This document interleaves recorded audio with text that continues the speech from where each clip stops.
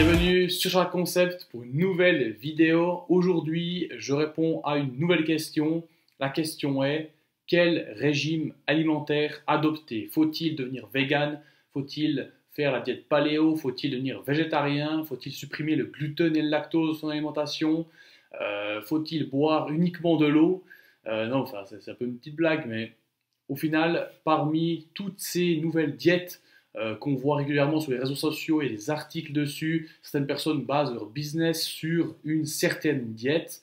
Donc le but de cette vidéo est de faire un peu le tri parmi tous ces nouveaux concepts, juste de reposer un peu les bases de l'alimentation premièrement, et deuxièmement de vous donner des pistes pour faire votre propre choix, pour trouver ce qui marche pour vous. Premièrement, j'ai envie de rappeler que l'objectif d'une bonne alimentation, d'une bonne diète, c'est de réussir à couvrir ses besoins en macro et micronutriments. Les macronutriments sont les protéines, glucides et lipides, et enfin, les besoins en protéines, glucides et lipides, et les micronutriments sont, si on généralise, les vitamines et minéraux, donc nos besoins en ces deux nutriments. Le deuxième point d'une bonne diète, c'est évidemment d'être adapté à soi, d'être adapté à son rythme de vie, à son niveau de stress, à sa vie de famille, à son travail, à sa dépense énergétique, à votre sport, etc. Enfin, à tout et n'importe quoi, à vos centres émotionnels, enfin, vraiment tout et n'importe quoi. Une diète doit être centrée par rapport à vos besoins. Il faut être égoïste quand on pense à l'alimentation, car c'est à l'intérieur qu'on se retourne pour trouver nos réels besoins. Donc premièrement, je peux évidemment dire et redire qu'on a aujourd'hui trop de choix. On se prend, à mon avis, beaucoup trop la tête sur la diète qu'on devrait adopter. Travaillant dans un fitness, j'entends des gens, voilà, est-ce que je devrais faire le jeûne intermittent? Est-ce que je devrais déjeuner le matin? Est-ce que je devrais... Enfin, on pense à beaucoup de choses, mais on oublie la base. Et à mon avis, si on se concentrait tous sur la base d'une alimentation saine, ça résoudrait déjà beaucoup de problèmes. Donc je vais premièrement poser deux bases de l'alimentation qui vont s'appliquer à tout le monde. Tout le monde peut suivre ces deux points et ensuite seulement imaginer le type de diète, le type d'aliment que vous allez consommer. Donc le premier point, c'est de manger des produits bruts et non industriels. Donc si vous souhaitez manger des légumes, il faudra aller au rayon légumes et prendre des fruits ou légumes bruts. Une banane, on sait tous à quoi ça ressemble, une courgette également, une salade également. Donc privilégier réellement, enfin ça devrait être une base, enfin, on ne devrait même pas se dire, ah il me faut, je sais pas, je vais manger des carottes, on ne devrait même pas se diriger ailleurs qu'au rayon légumes frais. Donc évidemment cela s'applique pour les fruits et légumes, cela s'applique pour tout ce qui est produits animaux. Donc si vous souhaitez manger de la viande, tournez-vous vers un steak logique. Enfin, vous n'allez pas aller vous tourner vers un plat en sauce avec un steak et je ne sais quoi. Si vous souhaitez avoir des céréales, privilégiez des céréales sous forme brute. Donc ne prenez pas ces mélanges avec du sucre ajouté, avec des framboises lyophilisées, des bouts de chocolat, des bouts de je ne sais quoi, et au final des édulcorants pour rendre le truc sain. Enfin, c'est beaucoup trop compliqué. Lorsque vous allez consommer uniquement des produits qui sont bruts, vous allez premièrement éviter tout ce qui est calories cachées, tout ce qui est ingrédients cachés. Si vous prenez concrètement une courgette, c'est même pas noté ingrédient derrière, on sait que c'est une courgette. Si vous prenez une pomme, c'est même pas noté ingrédient, on sait que c'est une pomme. Lorsque vous allez consommer des conserves, des aliments surgelés, des plats préparés, etc., vous voyez que la liste est interminable. Évidemment, je précise qu'il y a toujours des alternatives saines dans le surgelé et les conserves. Vous pouvez évidemment, si vous souhaitez manger des légumes, vous diriger vers le rayon surgelé, dans un deuxième choix évidemment, et de prendre des aliments naturels. Donc si vous voulez des épinards ou des brocolis ou je ne sais quoi, il doit simplement être noté épinards ou brocolis à l'arrière. Pas de poêlée de légumes avec du beurre à l'ail ou je ne sais quoi, enfin ça vous laissez de côté.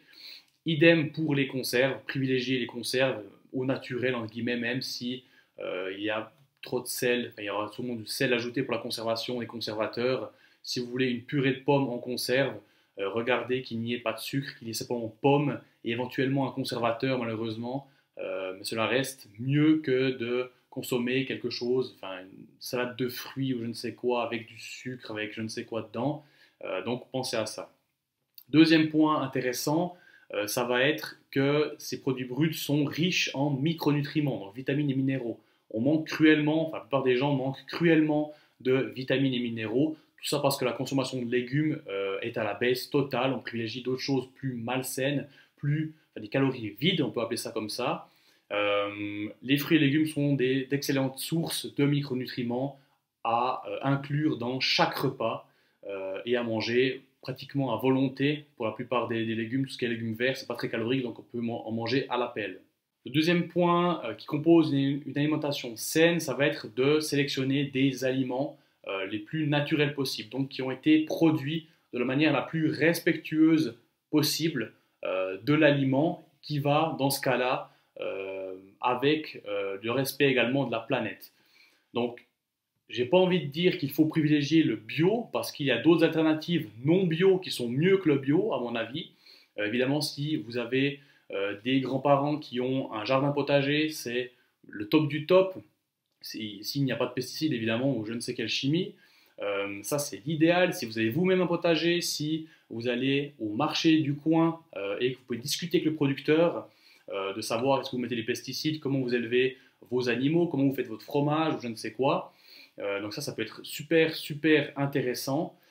Et évidemment, le fait d'aller directement vers le producteur, de casser cette espèce de chaîne, de maillon de la chaîne qui est les grandes industries qui prennent de l'argent au final et qui apportent pas grand-chose à part un emballage en plastique, une étiquette dessus ou je ne sais quoi. Donc c'est toujours très, très rentable de faire cette démarche d'aller vers le producteur. Donc ça, c'est le premier point. Évidemment, si vous n'avez pas accès à un marché, à de la famille, des connaissances, je ne sais qui a un potager, vous pouvez toujours aller au supermarché et c'est à ce moment-là que les labels vont faire la différence. Donc, c'est là qu'il faudra privilégier, dans la plupart des cas, le label bio. L'objectif derrière tout ça est évidemment de réduire toute la chimie qui est ajoutée à la viande, tout ce qui est hormones, antibiotiques, alimentation non adaptée. Si on parle des fruits et légumes, c'est tout ce qui est pesticides, tout ce qui est transport, tout ce qui est sale où les légumes peuvent mûrir entre guillemets parce qu'ils sont, si vous prenez des légumes, je sais pas, du Brésil, ils sont cueillis avant qu'ils soient mûrs. Du coup, évidemment, c'est évidemment moins rentable, moins intéressant pour notre organisme. Du moment où ces points sont respectés, on peut passer à la suite, on peut passer au choix de la diète. Comment choisir sa diète? Alors ça, c'est une très très bonne question. Il faut évidemment se connaître, il faut savoir à quoi on réagit bien, qu'est-ce qui marche bien pour nous, qu'est-ce qui ne marche pas. Mais évidemment, on ne peut pas faire de généralité. On est, je ne sais pas, 9 milliards d'êtres humains sur la planète, on est tous différents, on a tous, je ne sais pas, un système digestif qui est différent, on a tous une flore intestinale différente, on a tous un rythme de vie différent, on a tous une activité sportive différente, on a tous des goûts différents. Donc comment voulez-vous faire une diète universelle pour tout le monde? Évidemment, c'est impossible. Pour cela, il faudra apprendre à vous connaître et faire des tests, se dire voilà, je consomme de la viande, est-ce que je suis en accord avec ça ou non, est-ce que je la digère ou non, et par rapport à ça, vous dites bon, je me dirige du côté végétarien, végétalien. Donc ça, c'est également tout à fait possible, évidemment, en respectant les points que j'ai évoqués précédemment. Si vous êtes végétalien, inutile de consommer de ces steaks vegan à base d'édulcorants, à base de produits raffinés, de farine de pois chiches ou je ne sais quoi. Au final, c'est pas sain du tout. Donc, c'est pour ça que je posais ces bases précédemment. À l'inverse, vous pouvez vous diriger vers le paléo où la viande sera plus présente. Vous pouvez décider si vous allez consommer du gluten ou du lactose, oui ou non. Mais dans tous les cas, c'est une décision personnelle. Vous ne pouvez pas blâmer la personne qui est à côté de vous en lui disant voilà, mais non, ne mange pas de gluten, c'est terrible. Ne mange pas de lactose, moi j'en suis pas, depuis que j'ai arrêté, je me porte super bien. C'est inutile de dire ça parce que la personne est différente. Donc on a tous, on doit tous faire notre propre chemin vers une diète qui nous convient. Si vous voulez aller un peu plus loin par rapport à l'alimentation selon nos origines, selon notre génétique, il y a quelques vidéos assez intéressantes de Frédéric Delavier qui parle de ça. Il y a des milliers d'années, lorsqu'on était, on va dire, on va simplifier énormément, on était des tribus, voilà, il y avait un peuple qui vivait en Afrique, il y avait un peuple qui vivait en Europe du Nord, il y avait un peuple plutôt méditerranéen, etc. On avait tous des tendances différentes à l'alimentation en fonction du climat. Un Méditerranéen mangeait beaucoup de céréales, moins de viande. Une personne de l'Europe du Nord mangeait beaucoup de produits laitiers, de viande grasse, mais beaucoup moins de céréales. Quand un Africain mangeait de la viande sèche et viande maigre et des céréales.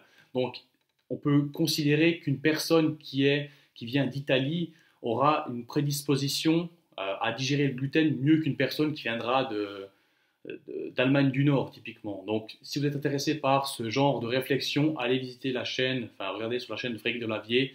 Il doit y avoir quelques vidéos parmi des milliers qui traitent de ce sujet. Donc ça, c'est assez intéressant. Ça peut vous donner des pistes supplémentaires pour trouver ce qui fonctionne pour vous. Donc voilà, si je devais conclure maintenant sur ce sujet et répondre à cette question, vous l'avez bien compris, il n'y a pas de réponse à cette question, quel régime alimentaire adopter. On est tous différents. De ce fait, on doit trouver une diète qui nous correspond. Je vous rappelle évidemment qu'il faut respecter les 2 premiers points de base pour ensuite passer à la suite. Faites des tests, apprenez à vous connaître, regardez ce que ça donne sur vous et je suis sûr que vous trouverez votre alimentation de vos rêves. Je ne sais pas si ça se dit. Allez, j'espère que cette vidéo vous aura plu et je vous dis à bientôt pour une prochaine. Ciao!